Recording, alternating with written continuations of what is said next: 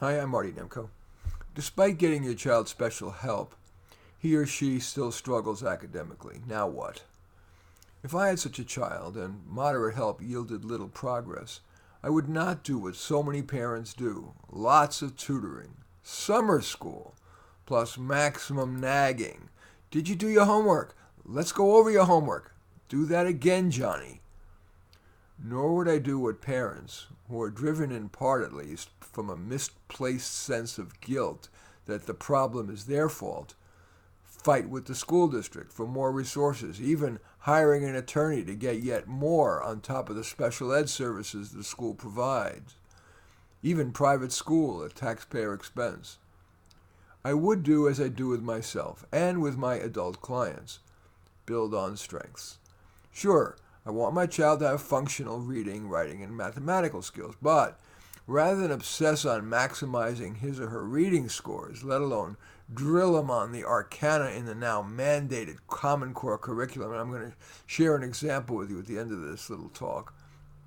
At the earliest age, maybe as early as first grade, I would do the following. I'd talk with him, especially if I sensed that my child was feeling bad about his or her academic weakness. I would have one or more conversations with my child, such as the following. Of course, you're not great at reading and other academic stuff, but that's just one part of a person. We're all composed of many parts, and in real life, academics aren't the most important parts. Are you kind? Yes, you're kind. Are you neat and organized? Yes, you're neat and organized. Are you good at helping your dad build and fix things? Yes, you are. You're a good kid. Period. Yeah, I want you to learn to read better, but we're not going to go nuts about it. We're going to look for a school and a teacher that values your strengths. Hey, you wouldn't send a football player to ballet school, would you? Actually, they do, to improve their footwork. Sweetie, honestly, does this make sense? Ask me a question. Tell me something. And I would wait. I'd listen. I'd continue the conversation if my child does. And at the end, I'd give a big hug and say that I love him or her just the way he is. Let's turn to what an appropriate school and teacher would look like. I would try to get my not-academic child into a school and classes that de-emphasize academics in favor of his strengths, whether it be music or sports or art or hands-on, fix-it, build-it stuff, whatever. There are such public schools. They're often called magnet schools, and if not, I would look into private schools. Even if I didn't have much money, financial aid is often, not always, available in insufficient amounts. Outside of class. Not surprisingly, my child and I would collaboratively select after-school and vacation activities that build on strengths and preferences.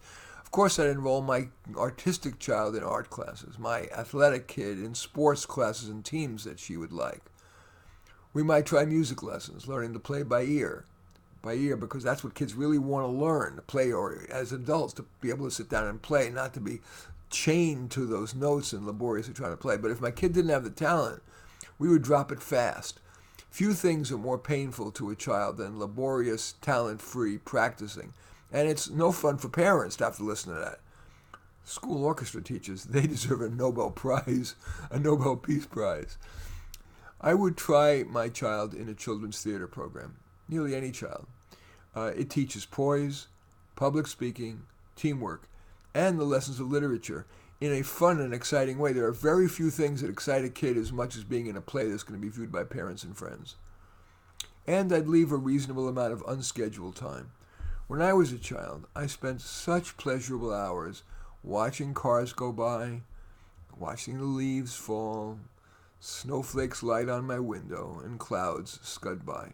I spent hours listening to music, all supposed fritterings of time, and yet I didn't turn out to be a total slug. It makes me sad to see how schools devastate kids. Educators proclaim to celebrate diversity, but they insist that everyone learn, starting in elementary school, algebra, literature, history, chemistry, and foreign language, and worse, in lockstep. Those school factories turn out millions of kids year after year who know little of real-world value and who end up feeling worse about themselves, especially if you have an academically slow learner.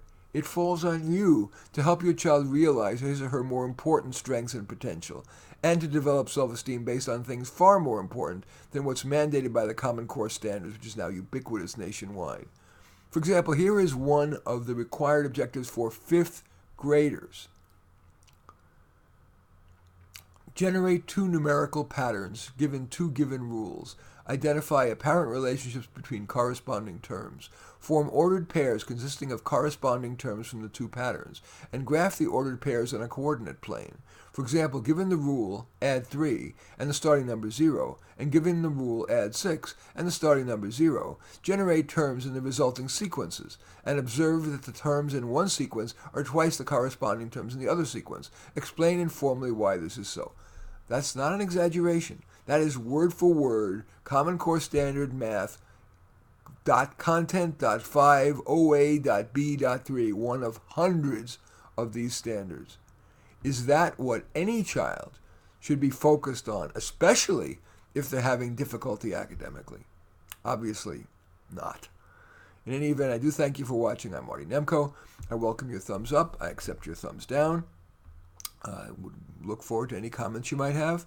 You're hitting the share button below and sharing on your social media and or subscribing to my channel. And in any event, I do thank you for watching. I am Marty Nemko.